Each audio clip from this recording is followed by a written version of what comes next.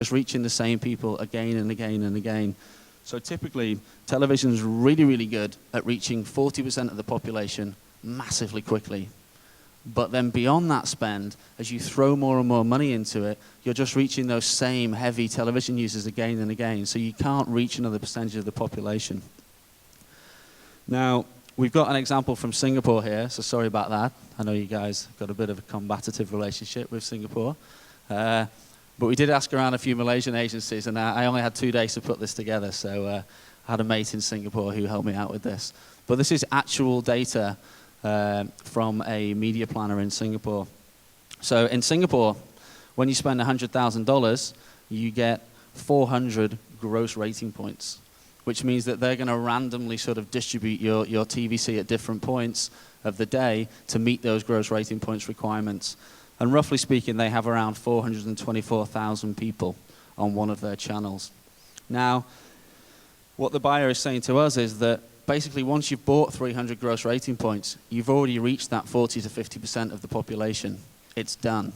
And the additional 100 gross rating points, when the reports come back, they haven't actually reached any new people. They're just reaching those same heavy television users again and again and again. So the way that they've started to position this to agencies, to their advertising clients is, well, let's just take out $20,000 of that 100.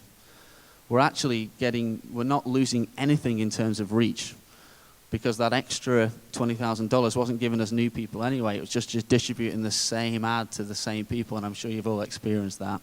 So when we take that $20,000 and we shift it online, well, roughly speaking, we can buy around 3 million impressions at a CPM of 6, and we can frequency cap it. So with that $20,000, instead of serving the same ad to the same person, we just generated an additional 500,000 people to the schedule with only $20,000. And this is how we can start effectively planning online video into the media mix and get our advertising clients to understand it. Once this happens, it's a waterfall effect.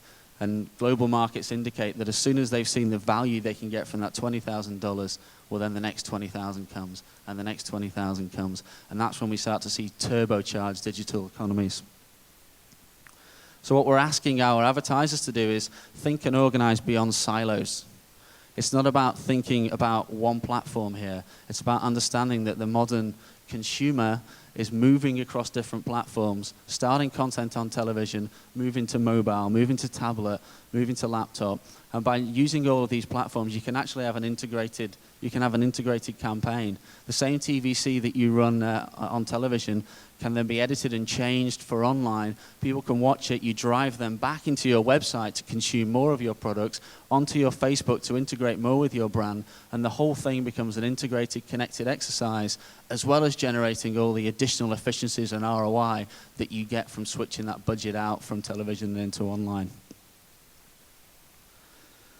So that's the basic premise of how you can benefit in a very, very big way from adding online video into the media mix.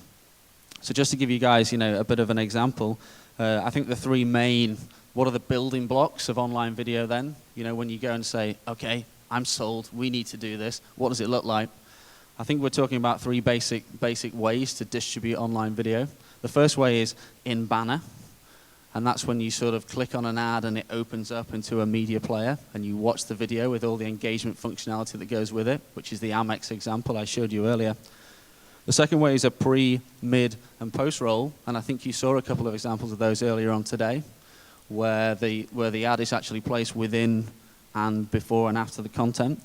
And the third one is viral seeding, which is where we place it on a YouTube, or we place it on a Facebook, or we seed it across blogger networks, and we seed it across blogger networks and buy inventory to drive traffic to it, to consume it in our own social media platforms.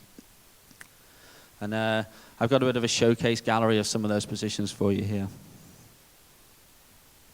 I think.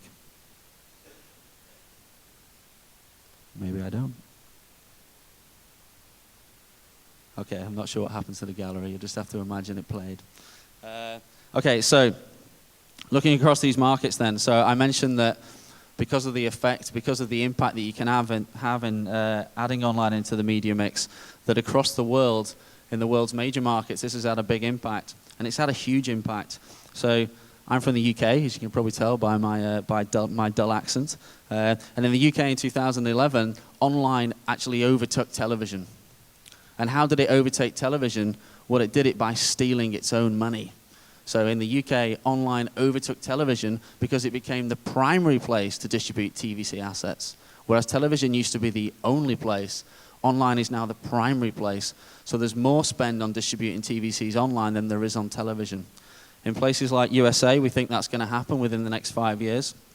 And in Australia, online video ad spend is now at 33.4 million. So the world's largest digital markets have recognized this and invested stack loads of cash into this already. So what does that mean that we need to do in SEA then? Well, we need to get our advertisers to start bringing the spend in line with the consumption. I showed you the statistics from SEA earlier on in this presentation, and what you can see is that online video consumption keeps growing and growing and growing. And as per usual in our region, we're kind of a little bit slow to get on board that gravy train. So right now, the online video consumption, the predominance of online as being the place to consume video is actually outpacing us as marketeers in putting money into it. So we need to sort of correct that wrong and start spending a little bit more money where our consumers are consuming the content, which most of the time is online. Brum, brum. Okay, SEA predictions for the next 2 or 3 years then. I like that slide, I did that one last night. SEA predictions for the next 2 or 3 years then. So prediction number 1, appetite for digital media is not going to slow down. Prediction number 2, we think that video and social working in tandem are going to turbocharge media spend. Video and social are very much interlinked. When we distribute TVCs online, we're driving people back into social, where of course we can host more content as well. So these things are connected, and those two things working together are going to turbocharge our industry. And we think that finally, if we get this right, we could see a market which is 15% market share within the next 5 years, which would be a much more accurate reflection of where the user behavior is. Thank you very much.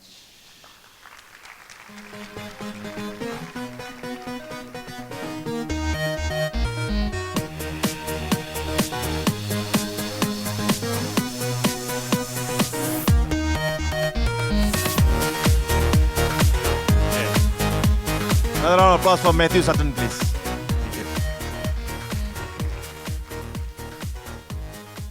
Okay, ladies and gentlemen, we're coming to the final part of our evening. And in case you're walking out, I'm going to give away another 2 watches. Really. Okay, this is a nice time for us to have a discussion to end up the day. And on that note, I would like to call upon our distinguished panelists to come onto stage. Could I please invite Mr. Girish Menon, CEO of Group M Malaysia, onto stage? Can I have the house lights, please? Thank you, Girish. Thank you, thank you. And can I invite Renee Menezes, CEO of Better, to come onto stage? Renee is also the president of the Malaysian Digital Association. Welcome, Renee. Renee. Okay. Can I call upon Dr. Lai, KF Lai from Bus City, also to join us while you're still in the country? Thank you, sir. Love your poster. Thank you. Call upon, thank you. Call upon Joni Lemala, head of Group M Interaction Malaysia, onto stage, please. Thank you, John. Please. And can I also invite my friend back, Mr. Miguel Bernas, Director of Digital Marketing at Singtel, to join us, please. So let's have a client in the come. Okay, good. Very good. And of course, my good mate, Matt. Matt, why don't you just come on and kick some? Yeah. Okay. Thank you, Miguel. Thank you. Come, Matt. Yeah. Okay. Basically, I want to start this session because we're talking about the final bit about media planning. And before that, I just want to thank everybody once again, for being here. Before that, anybody who got a question to ask? Ooh, Nobody want to ask their bosses any questions? Okay, all right. This is the part where we want to talk about media planning in the social world, the real nuts and bolts about daily work and how you put it all together. Can I just start with you, Girish, please? The big deal about ROI, digital ROI versus traditional media ROIs. Is there a comparison? Is there not a comparison? What are your thoughts? Yeah. Well, well, there are a few markets where they've started doing econometric modeling to actually look at the incremental ROI that digital media brings into the play. And especially more so in Europe and in Australia and in the US. Asia tends to lag behind a little bit in this sort of metrics. And the econometric modeling clearly shows that digital media does bring incremental ROI into the mix. Because what traditional media tends to do is to build up the awareness. What digital media does is to bring the consumer to the point of action. So most of the data that you're seeing in those sorts of markets is actually proving that the ROI is superior with digital media in the mix. Thank you. Yeah, please, Johnny.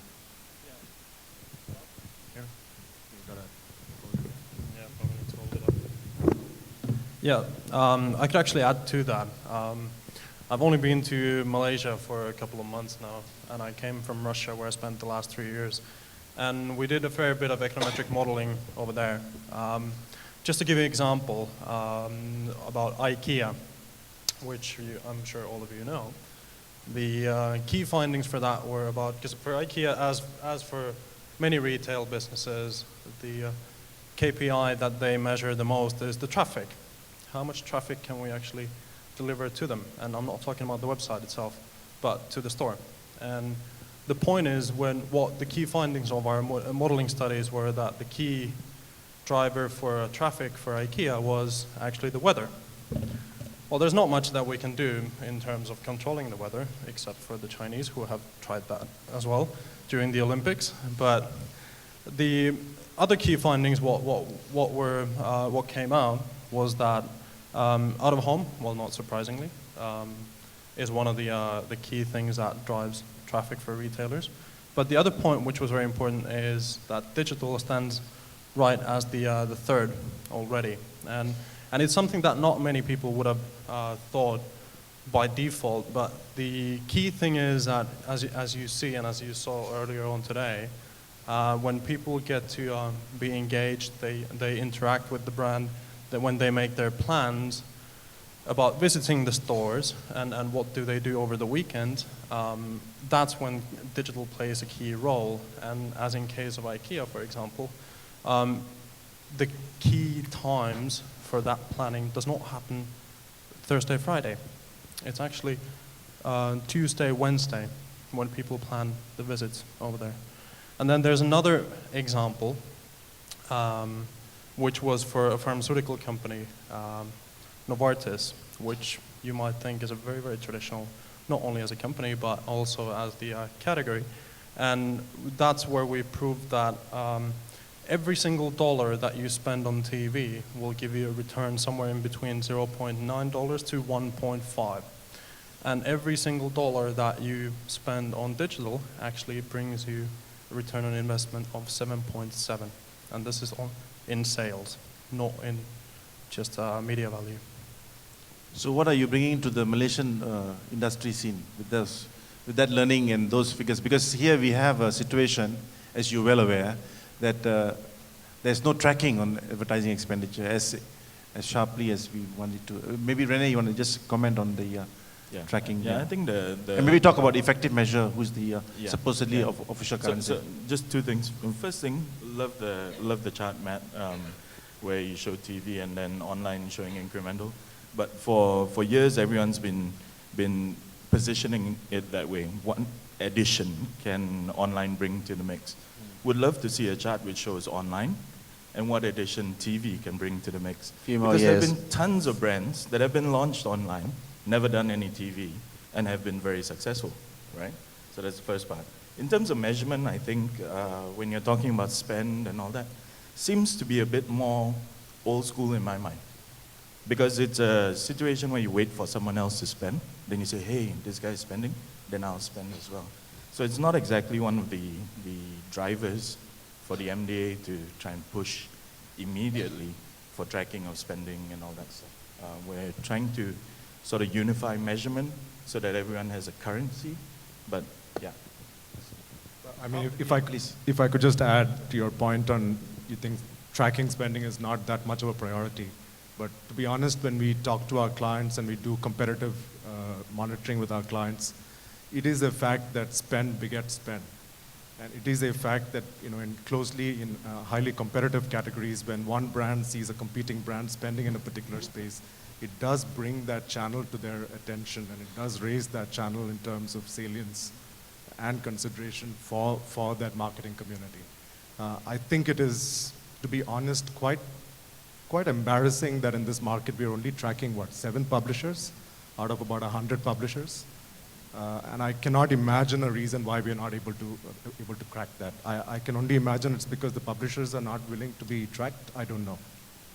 I think at the moment a lot of publishers are toying with the idea of actually sharing their numbers and all that stuff. But with the web, I mean, if you look at like Navnang and Says and all that, with everybody being a publisher, you're going to be tracking spends across billions of sites.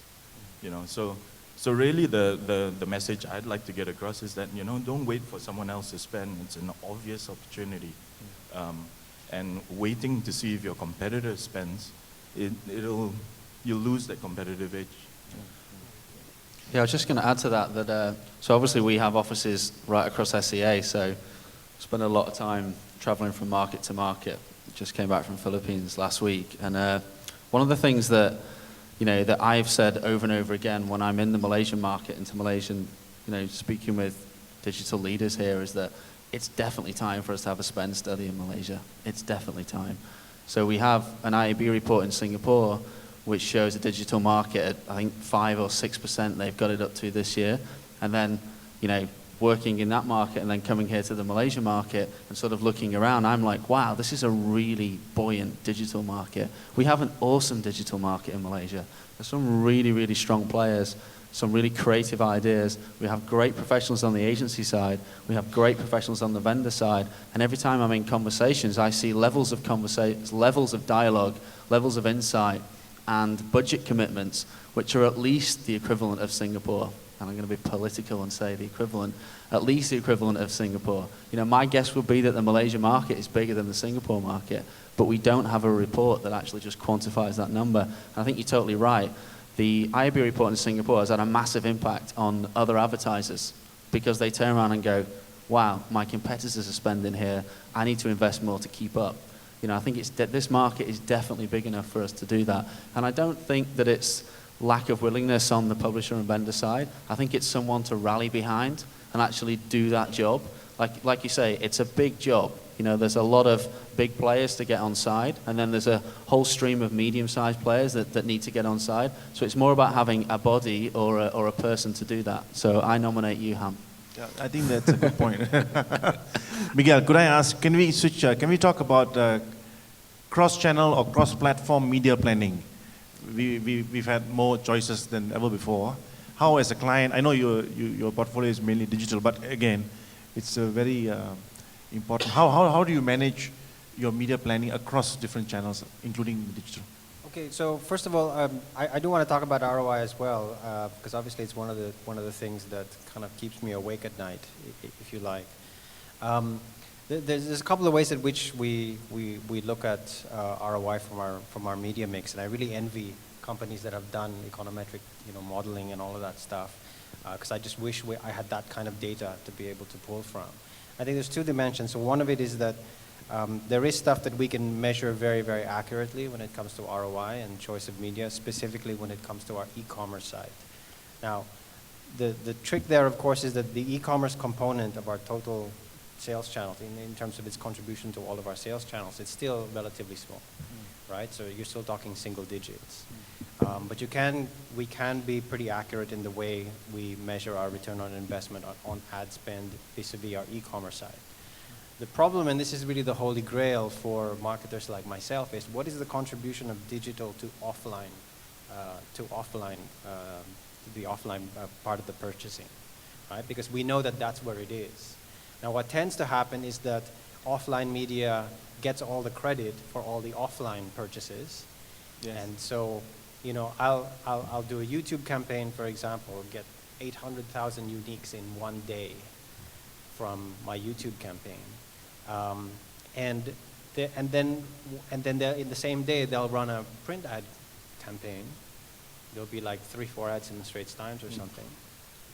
And everybody will just attribute whatever sales we had that way to the Straits Times campaign. So that's always, you know, that is the hardest part of all of this. Now, so a lot of it has to be a little bit of a leap of faith. A lot of it is just sort of will. So in the last year, we have probably more than doubled our digital media spend. And that's just because, you know, we believe in it. We've got champions internally who actually know how to do it now and have actually made a specific strategy of doing it. And yes, we have grown our e-commerce as a result, but I think what we're all still looking for is how that has contributed in tangible terms to the rest of the offline sales as well. Yeah. Thank you. That's a very good observation. Dr. Lai, can I ask you a question? You know, the thing about us in Malaysia is that the social media has been very, very influential in our general elections, in our political scene. As you can see, we lost our 2/3 majority to the opposition. And I think in Singapore also, you lost a bit. Yeah? Can you just sidetrack and give us a perspective of, you think that Facebook will help the opposition win the next elections? No. If you're in Malaysia, it's okay. It's okay. No, I think that the social media in general have caused the populace to be a lot more vocal in Singapore. People are no longer scared of voicing their objections to the big government. And so that's a big change. And you see many rather rational people bringing forward their point. And I mean, if you look at the social media in Singapore, even you look at the comments on the Yahoo page, Yahoo Singapore page, you will see that those are really about 30% of the far left people that really comment. It doesn't really represent the Singapore populace, but it's really anti-establishment. And I used to think that in any elections that Singapore put on, even you put on a poster of a dog, it will get 30% of votes. And then PAP just put in a blank in opposition. I mean, that and when the PAP put on a blank page of a white page, they will get about 45% of votes. So it's actually between that 15, the in between that really matters. But coming back to the digital medias and things like between Malaysia and Singapore, I really think that Malaysia have a much better ecosystem for digital media to flourish. Simply because in Singapore you have Straits Times, you have MediaCorp. So you buy one TV and you buy one newspaper, you got everything. So you don't have to think. Thank you. No, but in Malaysia, you have to think a lot harder. You think a lot, yeah. You have to think a lot harder, and you don't have you have many newspapers. You have many different publications. Even the Chinese newspapers, you have the Xingqiu and on the top, and all the way down to the press that really show the kind of things that my posters were likely to appear. So I think because of that, you have a much more vibrant digital and mobile ecosystem here. I'm really looking forward for Malaysia to lead Singapore in this. Thank you. Are you voting? Thank you. Are you Malaysian voter? I'm a what? You are Malaysian, right? You come back to vote? No, sometimes I have the privilege of stopping the entire line behind me in immigrations, because when they scan in my Singapore passport in the Malaysian immigration, sometimes it pops out that I'm an ex-Malaysian, and then it will hang the system. Serious. They will look up and say, "Were you Malaysian?" I said, "Yeah." And then they will have to go and talk to their boss to reset the thing. Then I have the chance to talk to that guy and say, "Oh, who are these names on top or next to your immigration?" Or these are the guys that we were told that we had to stop them when they come to the KLI airport. Thank you. Thank you for sharing. Girish, I must press you on this because everybody is talking around it. As the market leader in this town, can you in plain language tell us how this whole cross-media planning is done? You know, I mean, Actually, we have some students also from here, from Saito and all that. They're all interested to see how our leaders are talking about no, stuff. to be honest, it actually is the holy grail, and some of the biggest names in the business are working on this even in developed markets. But let's put it very simply. I think one of the big problems with the digital space is that there's too much data. And 99% of that data is stuff that the clients are absolutely not interested in listening to or seeing. Because clients for years and years have been very comfortably doing their business with just two data, which is reach and frequency. And that's when you break it down, that's fundamentally what you want to do in terms of awareness building. We're just still talking awareness building. I think many times you're confused about what we're trying to achieve with digital media. If you're trying to just build awareness, then you need to go back and measure reach and frequency. We seem to be unable to do that. We give 100 other metrics, but not the most important metric that advertisers are looking for. And this is not about Malaysia, but this is a problem that's happening across markets. However, if you're talking about conversion and actual action to be taken in terms of purchasing a product or a service, yes, then digital media can take you right to the end of the purchase cycle. So the first challenge is to understand what it is that we're trying to achieve with digital, and then knowing what to measure. But if it's basic awareness measurement, to be honest with you, we don't have a single platform that can measure across online and television. I think the great opportunity now is with online video coming in and becoming such a big driver in the online space, to the extent that in developed markets in the next few years, it'll be predominantly online video that people will be viewing. And then finally, you can do a like-to-like comparison, as some speakers have said earlier in the day. You can track the performance of a commercial on television and the performance of a commercial